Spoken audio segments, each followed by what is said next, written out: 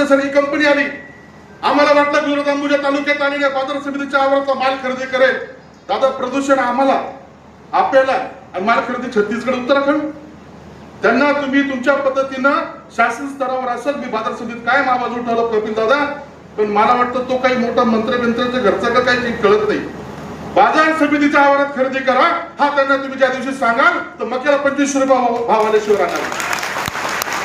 परंतु सदर कंपनीने स्वतः या तालुक्यामध्ये मका खरेदी न करता परराज्यातून मका मोठ्या प्रमाणावर आणून या ठिकाणी प्रकल्प त्या ठिकाणी चालवत आहेत. मुळात रोजगाराच्या बाबतीतही या कंपनीचे मोठ्या प्रमाणावर ओरड आहे. यांनी किती लोकांना, स्थानिकांना रोजगार दिला आणि तालुक्यात त्यांनी बाजार समितीच्या आवारामध्ये व्यापाऱ्यांच्या माध्यमातून मका खरेदी करावा, जेणेकरून मक्याचा भाव त्या ठिकाणी उंचावेल आणि त्याचा थेट फायदा शेतकऱ्यांना होईल. चाळीसगाव कृषी उत्पन्न बाजार समितीच्या एका कार्यक्रमामध्ये आपण अंबुजा कंपनी विषयी एक मुद्दा मांडला होता. नेमका तो विषय काय आहे? चाळीसगाव औद्योगिक वसाहतमध्ये गुजरात अंबुजा नावाची कंपनीने सर्वाधिक क्षेत्र मिळवत त्या ठिकाणी प्रकल्प उभा केलेला आहे. हा प्रकल्प ज्या दिवशी आला त्या दिवशी या तालुक्यातील शेतकऱ्यांच्या त्या ठिकाणी आशा पल्लवित झाल्या होत्या की आपल्याला या तालुक्यातील मका पिकाला मोठ्या प्रमाणात त्या ठिकाणी भाव मिळेल, अशी एक सर्व तालुक्यावासियांना आशा होती.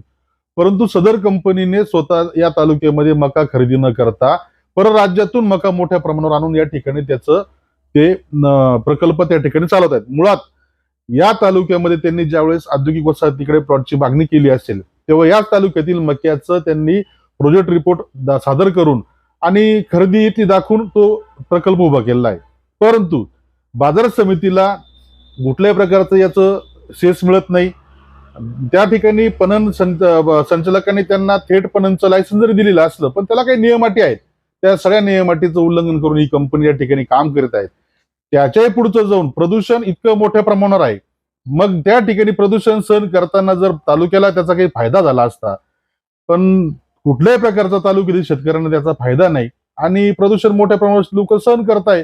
मग मी असा मुद्दा उपस्थित केला, माननीय त्या ठिकाणी आमदार महोदय देखील होते, की आपण या कंपनीच्या बाबत आपण काहीतरी त्या ठिकाणी चौकशी करावी आणि तालुक्यात त्यांनी बाजार समितीच्या आवारामध्ये व्यापाऱ्यांच्या माध्यमातून मका खरेदी करावा, जेणेकरून मक्याचा भाव त्या ठिकाणी उंचावेल आणि त्याचा थेट फायदा शेतकऱ्यांना होईल. अशा प्रकारची मी मागणी त्या ठिकाणी केलेली आहे. ओके, खरं तर या कंपनीने शेतकऱ्यांकडनं मका खरेदी केल्यानंतर योग्य मोबदला शेतकऱ्यांना मिळू शकतो. मुळात मुद्दा असा आहे की जर तुम्हाला हजारो टन मक्याची या ठिकाणी गरज पडते, जेवढा मका या कंपनीला लागतो तितकाच मका तालुक्यात उत्पादित होतो, मग तुम्हाला म्हणजे शेतकऱ्यांना यावर्षी तर अक्षरशः बळजबरीने मका व्यापाऱ्यांना द्यावा लागला. अशी वेळ या तालुक्यात एवढी मोठी कंपनी असताना काय यावी? मग माझं असं म्हणणं आहे की त्यांनी या तालुक्यामध्ये मोठ्या प्रमाणावर मक्याची जर खरेदी केली तर मक्याचा भाव त्या ठिकाणी वाढेल आणि त्याचा फायदा शेतकऱ्यांना होईल आणि मग एवढा मोठा प्रकल्प चाळीसगावात येऊन तालुक्यावासियांना त्याचा फायदा होईल. त्यांना थेट पणनचं लायसन असलं म्हणून त्यांनी काही करावं असं नक्कीच नाही. आणि तुम्ही बघा त्या ठिकाणी मोठ्या प्रमाणावर बाहेरून रेल्वेने सुद्धा ती मका आणतात, त्याचबरोबर ट्रकाने देखील या ठिकाणी ती मका आणतात. आमचं एखादा कारखाना या ठिकाणी यावा, नक्की चालावा आणि त्यातून काहीतरी रोजगार देखील मिळावा किंवा शेतकऱ्यांना फायदा व्हावा, हा त्याच्या मागचा मोठा उद्देश होतो. पण असा कुठलाही उद्देश त्या ठिकाणी सफल होताना दिसत नाही. रोजगाराच्या बाबतीतही या कंपनीचे मोठ्या प्रमाणावर ओरड आहे. यांनी किती लोकांना, स्थानिकांना रोजगार दिला.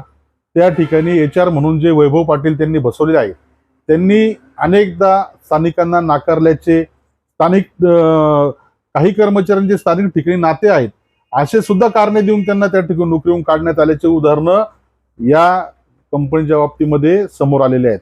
मुळात भारत वायररोप ही कंपनी आणि गुजरात अंबुजा ही कंपनी या दोघांच मोठ्या कंपन्या आहेत.